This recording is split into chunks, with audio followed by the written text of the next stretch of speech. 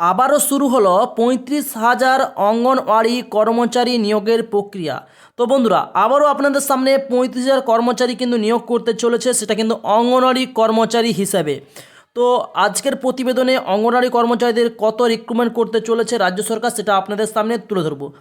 অঙ্গনওয়াড়ি কেন্দ্রগুলির শূন্যপদ 35,000-এরও বেশি কর্মী ও সহায়িকা নিয়োগ করতে চলেছে রাজ্য সরকার। এখানে দেখতে পাচ্ছেন হাইলাইট করা রয়েছে, কিন্তু রাজ্য সরকার 35,000 শূন্য পদে নিয়োগ করতে চলেছে অঙ্গনওয়াড়ি কর্মচারী। ইতিমধ্যে কয়েকটি জেলায় নিয়োগ প্রক্রিয়া শুরু হয়ে গিয়েছে। শুক্রবার বিধানসভায় এমনটাই জানিয়েছেন নারী ও শিশু সমাজ কল্যাণ দপ্তরের মন্ত্রী শশী পাঁজা। জেলা শাসকের নেতৃত্বে গঠিত বিশেষ কমিটির পরীক্ষার মাধ্যমে নিয়োগ প্রক্রিয়া সম্পন্ন করবে নবান্ন। তবে এসব কেন্দ্রে কর্মী নিয়োগ দেরি হওয়ার জন্য কেন্দ্রীয় সরকারকে দায়ী করেছেন মন্ত্রী। তার দাবি, কেন্দ্র নিয়োগ সংক্রান্ত নিয়মকানুন পরিবর্তন করার জন্যই সমস্যা তৈরি হয়েছিল।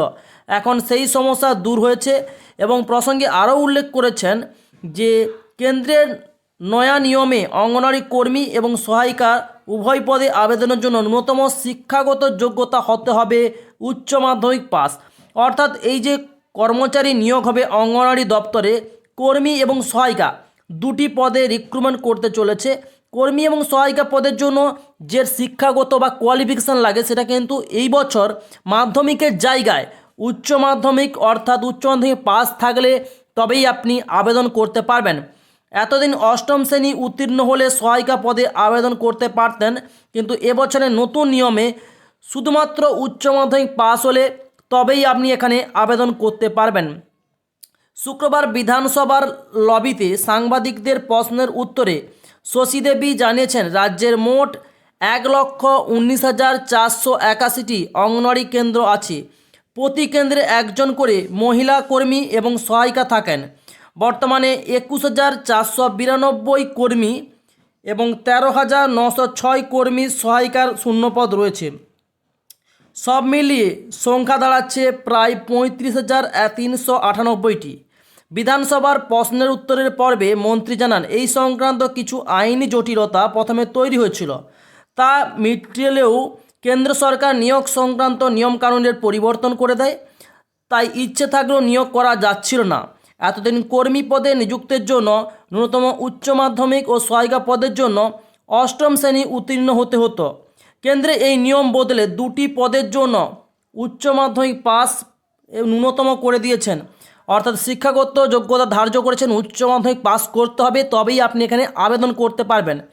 আগের বয়স ছিল 18 থেকে 45, সেটা কমিয়ে করেছে 18 থেকে 35 বছরের মধ্যে হলে তবেই আপনি আবেদন করতে পারবেন। আর কি পরিবর্তন এনেছে?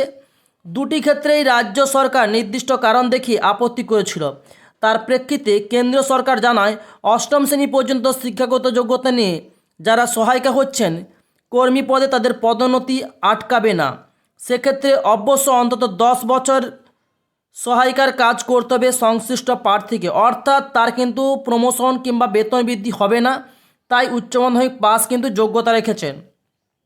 অঙ্গনওয়াড়ি প্রকল্পে খরচের ভাগ 60 দেয় কেন্দ্র।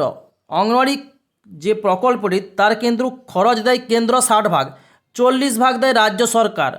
রাজ্য সরকার একটা নির্দিষ্ট খরচের বাইরেও কর্মী বা সহায়িকাদের মাসিক ভাতার জন্য মাথাপিছু যথাক্রমে 3,750 টাকা এবং 4,050 টাকা করে দেয়। তো এখানে বুঝতে পারছেন অঙ্গনওয়াড়ি কর্মচারীদের বেতন যথাক্রমে 3,750 টাকা এবং সহায়িকার বেতন 4,050 টাকা, এরকমভাবে কিন্তু ধার্য করা রয়েছে বেতন। ফলে কর্মীরা সব মিলিয়ে 8,350 টাকা এবং সহায়িকারা 6,300 টাকা করে ভাতা পাচ্ছেন এখন। অর্থাৎ যেসব অঙ্গনওয়াড়ি কর্মচারী রয়েছেন তারা কিন্তু অঙ্গনওয়াড়িরা পাচ্ছেন ধরুন 8,350, সহায়িকারা পাচ্ছেন 6,300 টাকা বেতন, সব কিছু মিলিয়ে। মা ও শিশুর জন্য খাদ্য খাতে বরাদ্দ করেছেন 2017 সালের পর থেকে কেন্দ্র বৃদ্ধি করেনি, কিন্তু একই সময় মধ্যে লাফিয়ে লাফিয়ে বেড়েছে জিনিসপত্রের দাম। এই পরিস্থিতিতে কেন্দ্রকে বারবার আবেদন করা হলেও তারা বরাদ্দ বাড়ায়নি বলে অভিযোগ মন্ত্রীর। বন্ধুরা, বুঝতে পারছেন কি পরিবর্তন এনেছে? শিক্ষাগত যোগ্যতা হিসেবে উচ্চ মাধ্যমিক পাস পরিবর্তন এনেছে এবং এখানে বয়সের সময়সীমাও কিন্তু পরিবর্তন করেছে। যেটা ছিল 18 থেকে 45 সেটা করে দিয়েছেন কিন্তু 18 থেকে 35, এবং বেতনও তার মধ্যেও বৃদ্ধি হয়েছে।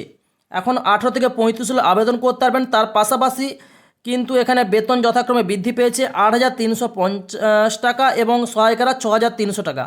তো বুঝতেই পারছেন নতুন আবারও তাহলে 35,000 শূন্য পদে অঙ্গনারী এবং সহায়িকা পদে কিন্তু নতুন রিক্রুটমেন্ট করতে চলেছে রাজ্য সরকার।